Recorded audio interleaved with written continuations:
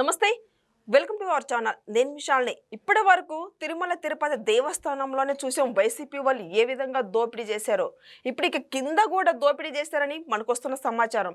అసలు కింద ఏం చేశారు, వైసీపీ హయాంలో ఏం జరిగింది, ఇలాంటి అంశాలను చర్చించే ముందు స్టూడియోలో ఉన్నారు పొలిటికల్ అనలిస్ట్ శ్రీలీల గారు ఉన్నారు. వారిని అడిగే విషయాలను తెలుసుకునే ప్రయత్నం చేద్దాం. నమస్కారం మేడం. నమస్తే అమ్మా. ఇప్పటి వరకు మనకు వచ్చిన సమాచారం ఏంటంటే తిరుమల తిరుపతి దేవస్థానంలో కల్తీ నెయ్యి కానించి లడ్డు కానీ పరగమనే చోరీ కానీ ఇది మొత్తం జరిగింది మనం విన్నాం. అవును. ఇప్పుడు ఇంకొక లెక్క ఏంటంటే ఇప్పుడు తిరుమల తిరుపతి పైనే కాదు కింద కూడా జరిగింది చోరీ అని వస్తుంది. మనకి 50 కేజీల బంగారం చోరీ చేశారని వస్తుంది. ఈ వైసీపీ హయాంలో జరిగింది ఇదంతా. దీని మీద స్పందన ఏంటి మేడం? ఇక్కడ మీరంటున్నట్లుగానే కొండ మీద ఎన్ని అరాచకాలు జరిగినాయి, ఎన్ని దోపిడీలు జరిగినాయి, ఏ విధంగా అన్య మతస్థుల్ని ఉద్యోగ నియామకాలు చేశారు. మళ్ళీ ఏమీ తెలియనట్లుగా భూమన కరుణాకర్ రెడ్డి చాలా మంచివాళ్లాగా బుద్ధిమంతుల్లాగా ప్రెస్ మీట్ పెట్టి బిఆర్ నాయుడు గారి మీద ఆరోపణలు చేస్తారు. అయితే ఈ రోజున వెలుగులోకి వచ్చిన విషయం ఏంటంటే 2022-23 మధ్య ఏదైతే కొండ కింద ఉన్న గోవిందరాజుల స్వామివారి ఆలయం ఏదైతే విమాన గోపురానికి ఈ బంగారు తామడం అంటే ఆ పోత పోస్తారు బంగారంతో 9 లేయర్లు వేయాలంట దాని మీద. దానికోసం టీటీడీ దేవస్థానం ఆ రోజు ఎవరైతే చైర్మన్గా ఉన్నారో వాళ్ళకి స్వాధీనం చేసిన బంగారం అక్షరాల 100 కేజీలు. ఆ 100 కేజీల బంగారాన్ని దేనికి ఉపయోగించాలి? స్వామివారి ఆ పైన ఆ తామడానికి ఉపయోగించాలి. 9 పొరలు వేయాలి. వీళ్ళు ఏం చేశారు, అక్కడ ఉన్న కొన్ని విగ్రహాలు మనకి గోపురాల మీద చూస్తుంటాం, రకరకాల దేవతామూర్తుల విగ్రహాలు ఉంటాయి. ఆ విగ్రహాలకు కూడా ఈ తామడం వెయ్యాలి.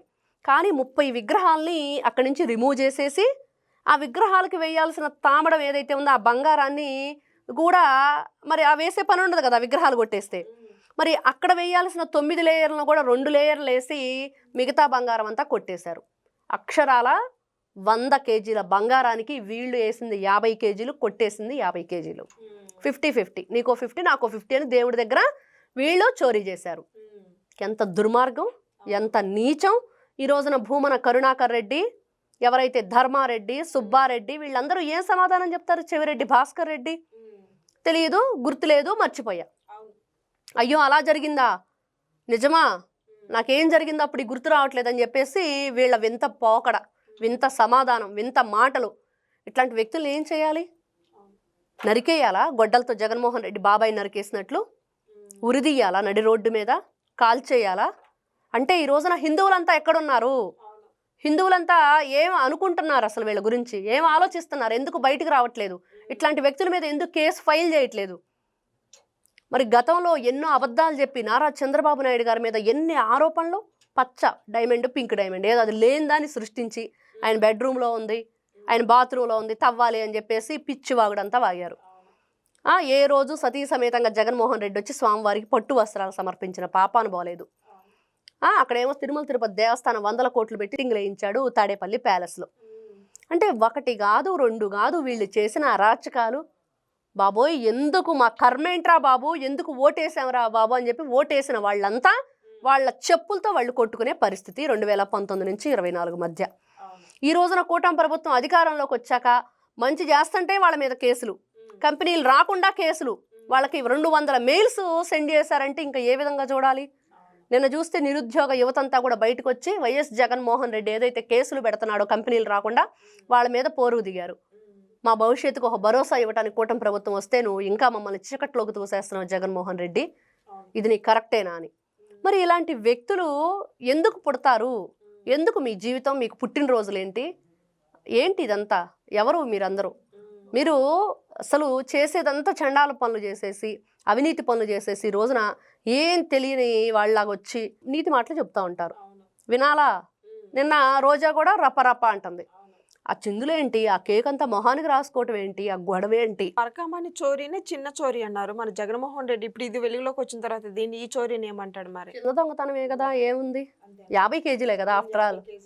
ఇప్పుడు వీళ్ళు మద్యం కుంభకోణంలో బంగారం 100 కేజీలు 1000 కేజీలు బంగారం ఇటుకల టైప్లో కొన్నారంట.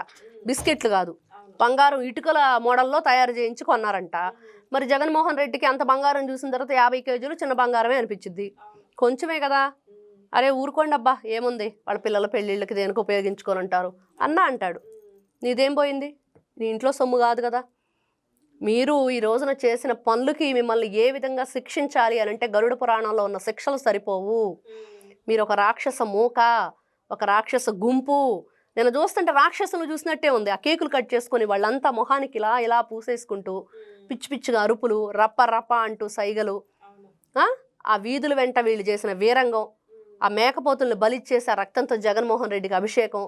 ఏంటి ఆ దుర్మార్గం అసలు? మీరు రాష్ట్రంలో మంచి చేయకపోగా మీరు చేసిన చెడుకి 11 సీట్లు ఇచ్చి ప్రజలు బుద్ధి చెప్తే అయినా కూడా ఏం పట్టనట్టు, ఏం ఎరగనట్టు, అబ్బో మేము అసలు అంతా ఇంత కాదని చెప్పి జగన్మోహన్ రెడ్డి గురించి వీళ్ళంతా కూడా డబ్బాలు కొట్టడం, డంబాలు పలకటం. సజ్జల రామకృష్ణారెడ్డి ఏమో అసలు ఉందే 170 అయితే 200 సీట్లు ఇస్తాడంటే జగన్మోహన్ రెడ్డికి. ఎక్కడి నుంచి తెచ్చిస్తాడో, ఏ విధంగా ఇస్తాడో, ఎలా ఇస్తాడో చూడాలి. అందరూ వేచి చూస్తున్నారు. వైనాట్ 175 సీట్లు వస్తాయని అన్నారు గత సార్వత్రిక ఎన్నికల టైం. గతంలో జగన్మోహన్ రెడ్డి వైనాట్ 175 అన్నాడు. ఈ రోజున వైనాట్ 11 అంటున్నారు. వరకు ఎట్టొచ్చినాయిరా బాబు నీకు, అవి ఎలా వచ్చినాయి ఫస్ట్ చెప్పు అని చెప్పేసి. కానీ ఈ రోజున నువ్వు 200 సీట్లు అంటున్నాడు సజ్జల రామకృష్ణారెడ్డి. ఎక్కడి నుంచి వచ్చినాయి 200? అంటే వీళ్ళ మాటలు, ఆలోచన విధానం, ఈ దోపిడీ. అంటే ఇంత దోచుకునే వాళ్ళకి ప్రాణాలు తీయటం లెక్క. సతీష్ కుమార్ని ట్రైన్లోంచి చంపి అక్కడ ట్రాక్ మీద పడేశారు. ఆ కేసు గురించి ఏమీ ఆచూకీ లేదు. ఎక్కడ దాని మీద ఇన్వెస్టిగేషన్ ఏం జరుగుతుంది, ఎవరెవరు పేర్లు తీశారు, ఎవరు ఫోన్ కాల్స్ ఆ డేటా తీయాలన్నారు. మరి ఇంతవరకు దాని గురించి ఎవరు చెప్పట్లేదు. అది కూడా బయటకు తీయాలి. ఆయన 7వ తారీఖున 6వ తారీఖున నవంబర్లో హాజరైన తర్వాత మళ్ళీ 13, 14 తారీఖులో సెకండ్ టైము హాజరయ్యేటప్పుడు చనిపోయి ఉన్నాడు. మరి ఈ మధ్య ఎవరి ఫోన్ కాల్స్ నడిచినాయి, ఎవరు ఆయన్ని బెదిరించారు, ఎవరి వల్ల చంపబడ్డాడు, ఇవన్నీ కూడా ఒకసారి మళ్ళీ వస్తే తెలుస్తుంది ఎవరి వల్ల ఆయన చనిపోయాడు అనేది. మరి ఆయన చనిపోకముందలే భూమన కరుణాకర్ రెడ్డి ఎందుకు ప్రెస్ మీట్ పెట్టి ఆత్మహత్యనని చెప్పాడు. కూటమి ప్రభుత్వం బాధిస్తుంది అందుకని చనిపోయాడని. ఇలాంటివన్నీ కూడా వీళ్ళు ధర్మారెడ్డి, సుబ్బారెడ్డి, చెవిరెడ్డి భాస్కర్ రెడ్డి, భూమన కరుణాకర్ రెడ్డి వీళ్ళందరూ కలిసి జగన్మోహన్ రెడ్డి ఈ రాక్షస గుంపును అక్కడ నియమించి భగవంతుని యొక్క ఏదైతే ఆ దేవస్థానం ప్రతిష్టని భగ్నం చేయడానికి వీళ్ళంతా పూనుకున్నారు. ఎంత ఇబ్బందులకు గురి చేస్తున్నారు. ఆ రోజున భక్తులకి రక్షణ లేదు. పులి వస్తే కర్రలు ఇచ్చారు వీళ్ళు. ఎంత నీచంగా ఉందంటే వీళ్ళ ఆలోచన. మళ్ళీ ఆ కర్రలకు కూడా పేమెంటు, దాని మీద కూడా స్కామ్ అనమాట. నా లడ్డు కల్తీ, నెయ్యి కల్తీ, ప్రసాదం కల్తీ, తినే అక్కడ భోజనం కల్తీ, అన్నీ కల్తీ చేసేసి స్వామివారి పరకామణి చోరీ, షాల్స్ చోరీ. ఈ రోజున 50 కేజీల బంగారం గోవిందా గోవింద. మరి అంతే, మరి ఏం చేయాలి? మరి 2022-23 మధ్యలోనే ఇది జరిగిందంట ఈ చోరీ, 50 కేజీల బంగారం. అప్పుడు వైవి సుబ్బారెడ్డి ఉన్నారు. మరి మొన్నేమో పరకమణి చోరీకి సంబంధించినేమో నాకేం సంబంధం లేదు, నాకు అసలు తెలియదు అన్నారు. మరి హయాంలో ఉంది వాళ్ళే కదా, మరి వాళ్ళే ఉన్నారు, ఈఓలుగా ఉన్నారు, మరి చైర్మన్లుగా ఉన్నారు, అన్ని బాధ్యతలు చేపట్టారు, అన్య మతస్థుల ఉద్యోగ నియామకాలు చేశారు. ఒకటి కాదు, మరి ఏదైతే కల్తీ నెయ్యే కాదు, ఈ సేవలకు సంబంధించి స్వామివారి సేవలకి, పూజా క్రతువులకు సంబంధించిన టికెట్ల రేట్లు కూడా పెంచేశారు. మరి ఇన్ని రకాలుగా దోచుకున్న మీరు ఈ రోజున తెలియదు, గుర్తులేదు, మర్చిపోయా అంటుంటే పోలీసులు కూడా బాగా కుమ్మేసి ఎరగదీసి కీలు కాలు ఎందుకు కొట్టామో తెలియదని చెప్పాలా. వాళ్ళ సమాధానమే వాళ్ళకి మళ్ళీ క్వశ్చన్ అవ్వాలి. అంతే కదా, మరి ఎందుకు కొట్టామో మాకు గుర్తులేదు, మేమే కొట్టామా, వాళ్ళే కొట్టుకుని ఉంటారని చెప్పాలి. అట్లా చేస్తే ఇట్లాంటి వాళ్ళకి బుద్ధి వచ్చింది. హిందువులందరూ కేసు ఫైల్ చేయాలి. హిందువులందరూ వీళ్ళ మీద ఏదైతే అన్ని వాళ్ళ సంబంధిత పోలీస్ స్టేషన్లో కేసులు నమోదు చేసి దయచేసి ఈ రోజున వెంకటేశ్వర స్వామి దేవస్థానం యొక్క ప్రతిష్టని దెబ్బతీసే విధంగా, హిందువుల మనోభావాలను దెబ్బతీసే విధంగా, హిందువుల యొక్క ఏదైతే మనుగడని వీళ్ళు ఏ విధంగా లేకుండా చేద్దామని చెప్పి చూస్తున్నారు ఈ వైఎస్ఆర్సీపీ పార్టీకి సంబంధించిన Jaganmohan Reddy and psycho batch. మరి వాళ్ళందరికీ గుణపాఠం చెప్పాలంటే వీళ్ళ మీద ఖచ్చితంగా కేసులు నమోదు చేయాలి. ఖచ్చితంగా హిందువులంతా, వెంకటేశ్వర స్వామి భక్తులంతా తిరుగుబాటు చేయాలి. వీళ్ళు ఏదైతే తెలియదు, గుర్తులేదు, మర్చిపోయామంటున్నారో చిన్నప్పుడు దాగిన ఉగ్గు పాలతో సహా కక్కించాలి.